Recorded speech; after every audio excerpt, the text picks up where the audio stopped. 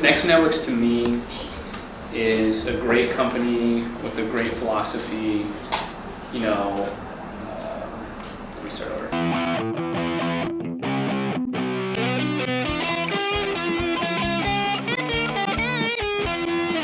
We bought nextnewnetworks.com a few weeks later, and we started looking around for other poor souls who agreed that it might be a decent idea and would maybe want to work here. And that was the beginning of the company. But I was working here before the company was really the company. I started working at Frederator for Fred, and I was actually a temp, so they told me that I was supposed to be here for 2 weeks, and that didn't happen. During my second week, Fred offered me a job with Frederator, and I didn't want to work there, because I primarily moved to New York from LA to work in music.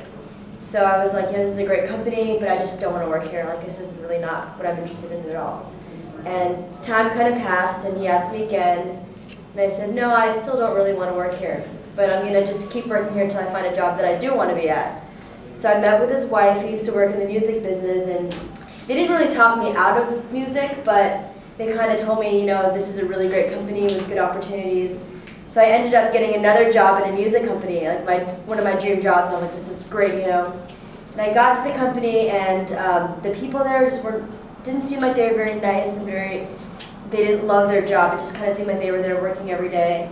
So I was like, you know what, I think I'm just going to stick with this company and started Next New Networks and see where it will take me, you know. So I started here, and since I've been here, they've hired everyone else in this company.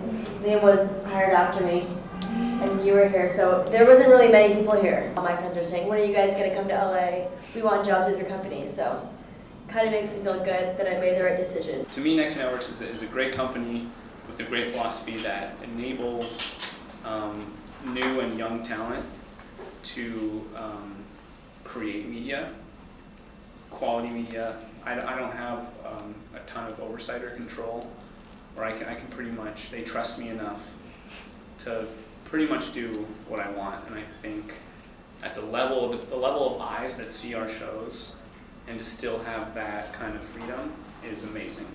And it's a young company that believes in new talent, and they're giving us, you know, kind of what we need to make new media. One of our networks always starts with someone who has a passionate idea, and they come in and they really believe in something. And then we look at them and their idea, and if we're excited about them and their idea, then the question is, do they know how to do anything? So it's one thing to have an idea, it's another thing to actually be able to make that idea come true. And if there is someone who has a great idea but can't make it come true, the idea falls very low on the priority list. We had weekly pitch meetings where people would come up with ideas for the show, and we would all throw them up on a screen, and everybody would show their ideas off and present them in a way that hopefully this becomes a segment on the show. And if we liked it, if everyone liked it as a group, we gave it a green check mark, and then the jerk that came up with the idea then had to make it happen. So if somebody says, we want an elephant on the show, it's like, hey, now it's your problem, get us an elephant. We look for a community that we see as vibrant and active, and we see if, well, you know, first of all, do we have someone of that community who is either doing something really interesting or we believe could be doing something really interesting? So nothing's worse than we're like, hey, a lot of people are spending money on, you know, those denim jeans. Let's make a show about denim jeans, and I'll star in it. I've never worn a pair of denim jeans, but who cares, you know, because I'll just come up with stuff. And then that tends to fall on its face really quickly.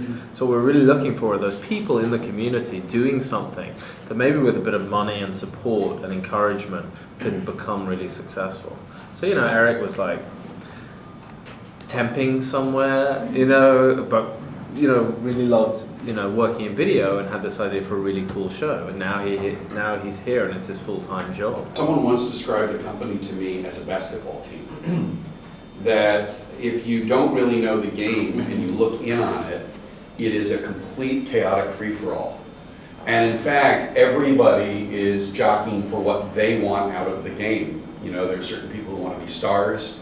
There's certain people who really want to score at the highest. There are other people who really just want to help scorers. But on some teams, everybody just wants to score.